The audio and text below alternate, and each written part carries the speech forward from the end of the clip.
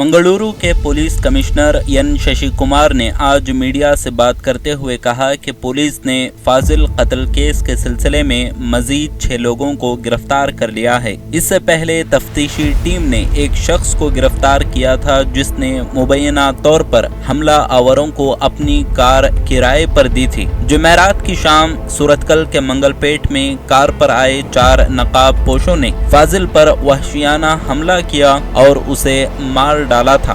गिरफ्तार हुए मुल्जिमान की शनाख्त बचपे के सुहास शेट्टी उम्र 29 साल, कोलाई के मोहन सिंह उम्र 26 साल, गिरिधर उम्र 23 साल, सूरतकल के अभिषेक उम्र 21 साल, श्रीनिवास उम्र 23 साल और दीक्षित उम्र 21 साल के तौर पर की गई है। पुलिस कमिश्नर ने कहा कि मुल्जिम ने 26 जुलाई की रात को कत्ल की मंसूबाबंदी शुरू की। 26 जुलाई की रात को उन्होंने कुल 7 अफराद की शनाख्त की जिन पर हमला करके उन्हें कत्ल किया जाना था, लेकिन 28 जुलाई को उन्होंने अकेले फाजिल पर हमला करके उसको कत्ल कर दिया। शशि कुमार ने कहा कि तहकीकात के आगे बढ़ने के साथ ही इस पर मजीद तफसीलात सामने आएंगी।